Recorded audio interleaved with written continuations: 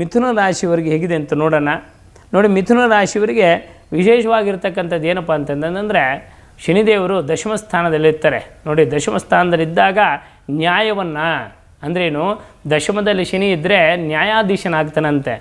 ದಶಮದಲ್ಲಿ ರವಿ, ಷಟ್ಕೂಟ ಗ್ರಹಗಳು ಸೇರೋದ್ರಿಂದ ವಿಚಿತ್ರ ಯೋಗ ಅಂತ ಕರೀತಾರೆ. ಅದೇನಪ್ಪ ಅಂದರೆ ಕೆಲಸದಲ್ಲಿ ಚತುರ್ಥದಲ್ಲಿ ಸುಖ ಸ್ಥಾನದಲ್ಲಿ ಮಾತೃಸ್ಥಾನದಲ್ಲಿ ಕೇತು ಇದ್ದಾಗ, ನಂತರ ಇವರಿಗೆ ವಿಶೇಷವಾಗಿ ಲಾಭ ಸ್ಥಾನದಲ್ಲಿದ್ದಾಗ ಒಂದು ಮನೆ ಬದಲಾವಣೆ ಆಗ್ಬೋದು, ಇಲ್ವಾ ಆಕಸ್ಮಿಕ ಉದ್ಯೋಗದಲ್ಲಿ ಬಡ್ತಿ ಆಗ್ಬೋದು, ಅಂದರೆ ಪ್ರಮೋಷನ್ ಆಗ್ಬೋದು.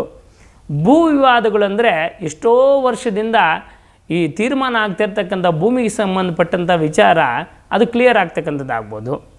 ಹೊಸ ನಿವೇಶನ ಅಂತ ಹೇಳ್ತಾರೆ, ಮನೆ ಬಾಡಿಗೆ ಮನೆಯೋ ಅಥವಾ ಸ್ವಂತ ಮನೆ ಮಾಡ್ತಕ್ಕಂಥ ಯೋಗ. ಹೊಟ್ಟೆಗೆ ಸಂಬಂಧಪಟ್ಟಂಥ ಕಾಯಿಲೆ ಅಂತ ಹೇಳ್ತಾರೆ, ಯಾಕೆಂದರೆ ಜನ್ಮಕ್ಕೆ ಗುರು ಬರ್ತಾನೆ, ಆವಾಗ ಹೊಟ್ಟೆಗೆ ಸಂಬಂಧಪಟ್ಟಂಥ ಗ್ಯಾಸ್ಟ್ರಿಕ್ಕು, ನಂತರ ಅಲ್ಸರು, ಈ ಥರ ಸಂಬಂಧ ರಿಲೇಟೆಡ್ ಸ್ವಲ್ಪ ಸಮಸ್ಯೆ ಆಗ್ತಕ್ಕಂಥದ್ದು ಇರುತ್ತೆ. ಹೊಟ್ಟೆ ಬಗ್ಗೆ ಸ್ವಲ್ಪ ಗಮನ ಕೊಟ್ಟರೆ ಒಳ್ಳೆಯದು. ಇನ್ನು ಆಕಸ್ಮಿಕವಾದಂಥ ಧನಲಾಭ ಉಂಟಾಗ್ತಕ್ಕಂಥದ್ದು ಕೂಡ ಇರುತ್ತೆ.